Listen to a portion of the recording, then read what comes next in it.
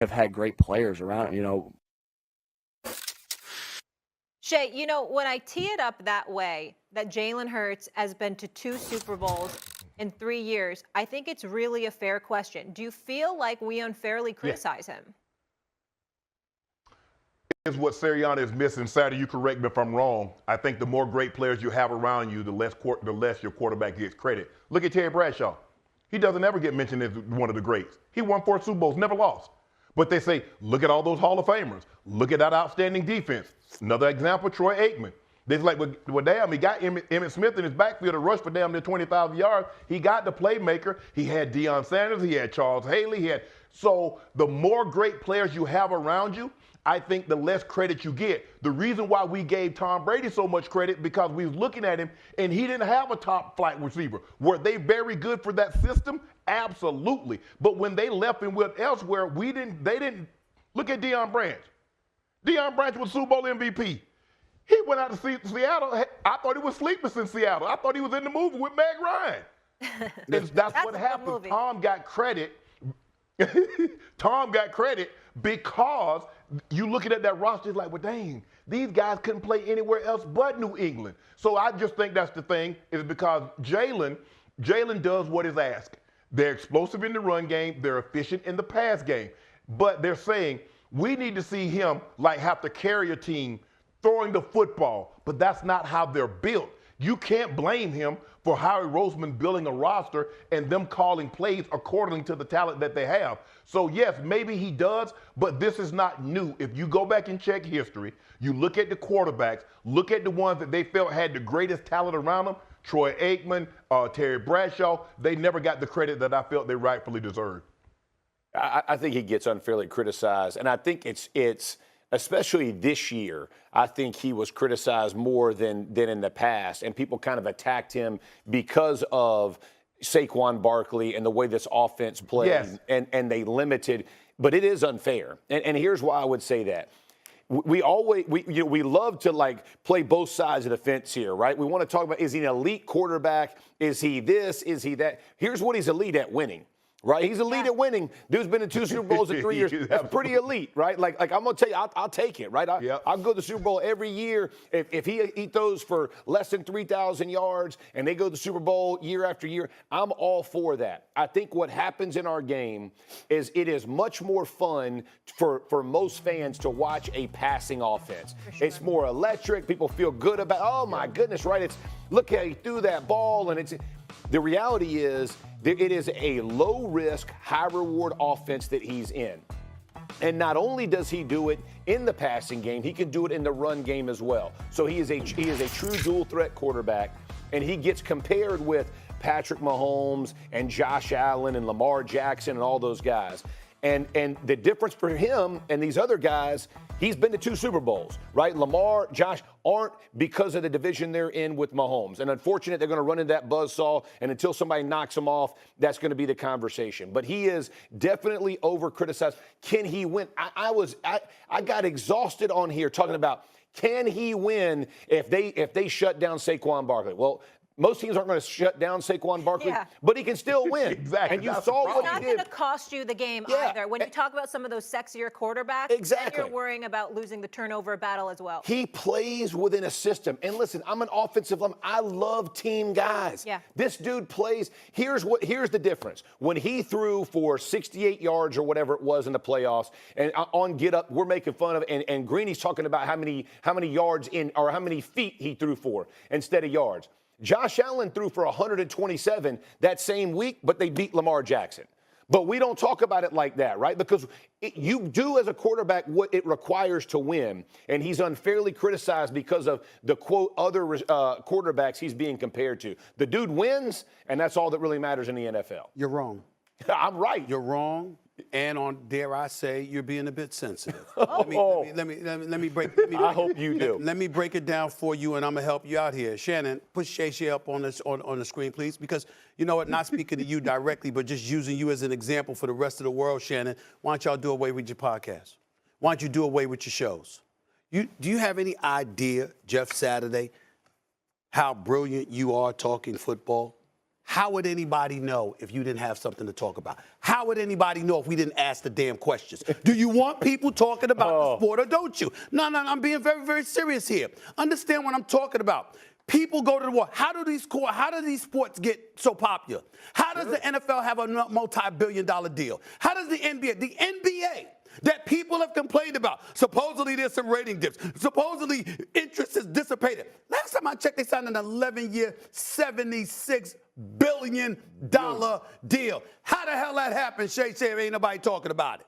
How the hell does that happen if nobody's interested in it? Okay, and so what happens? Because see, here's the point. Mr. Saturday, champion. Mr. Shannon Sharpe, champion. Okay, before there was a time when you watched people in the media and you said, what the hell are they talking about? We need to be on TV doing this, right? This man goes into the podcast world and blowing up the damn spot. You understand what I'm saying? It's got to a point where Shannon Sharpe is comfortable calling himself Oprah or Barbara Walters. I mean, that's what we're talking about. And damn it, I'm with you, brother. Keep saying it. Keep doing it. You understand what I'm saying? Jeff Saturday, all of a sudden people looking at it, damn, he really knows something about football. Duh, you think? You understand what I'm saying? You got people like yourself educating folks about the sport. Somebody comes across and they say, hey, this is what I'm seeing. This is what I'm thinking. Jalen Hurts right here. Since week 5, the Philadelphia Eagles have run the ball more than anyone in the NFL. Sure. And they've thrown the ball the least of anybody in the NFL. Why?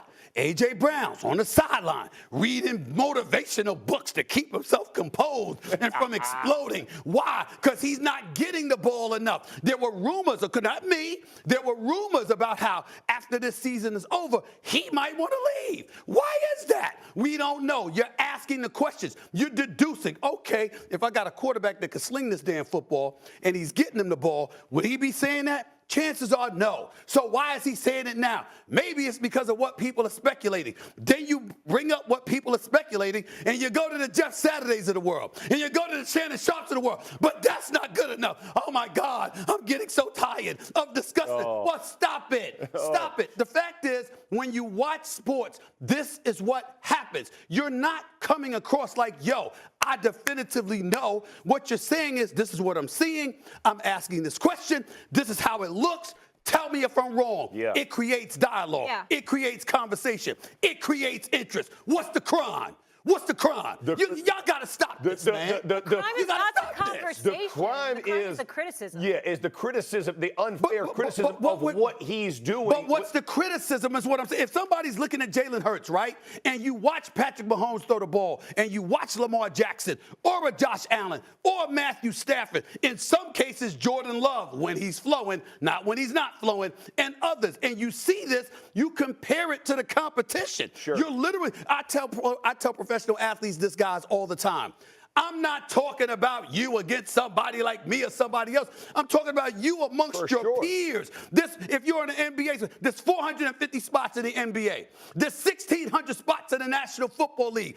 There's millions upon millions who wish they were there. For sure. But you're there. Why are you there and they're not? So you dissect, and you analyze and you evaluate what one is bringing compared to the other to define what excellence is and what it is not. Sure. What's the problem? Yeah. I think what's the problem? The problem is when you try to take one way of doing something and apply it to all others and act like that is the basis. And the basis should not be, there is no standard of how to win in the NFL. And to Shannon's point, Tom Brady didn't do it the same way Peyton Manning did it, who didn't do it the same way Drew Brees did it, right?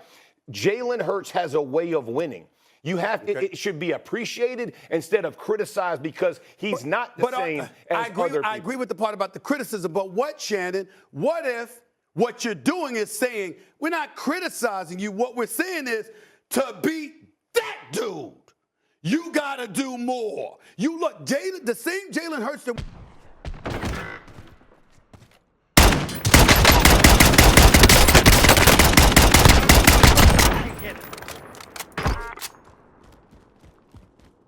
They'll try again, 2nd and 10.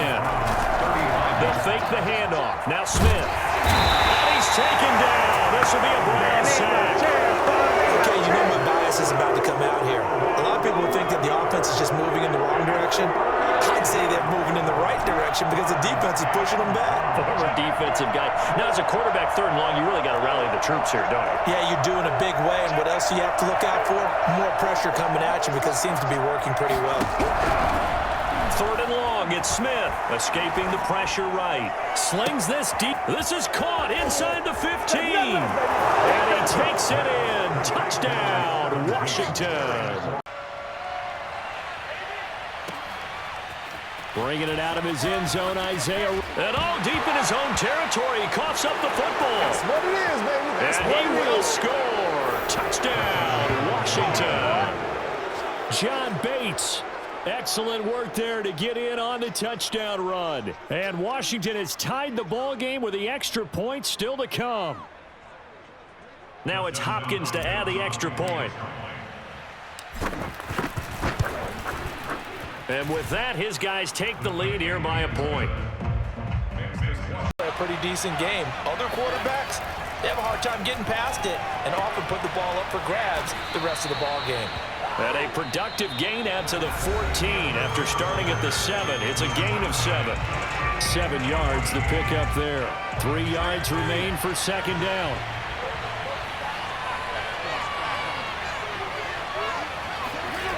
Fitzpatrick now. Slings this deep from McLaurin. It got his man complete. And all the way down to the 24-yard line. Quite a show of arm strength right there. That was in the air for a long time, and it was on target, too. And from where we sit, if you had told me that that ball was somehow going to get from point A to point B, I would have told you no way. I mean, that was an absolute cannon shot, and he still dropped it right on the money, too. And that ball traveling 68 yards in the air, according to Next Capital at FedEx Field in Landover, Maryland. They love their football in this part of the country, and this crowd is ready to go as their guys will match up with the Buffalo Bills.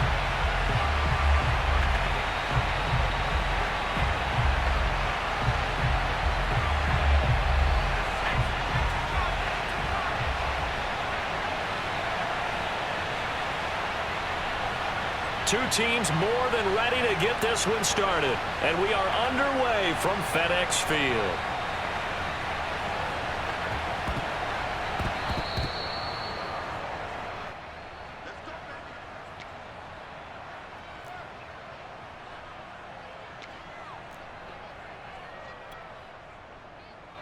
Ball up to the 35 now as they come up on 1st and 10.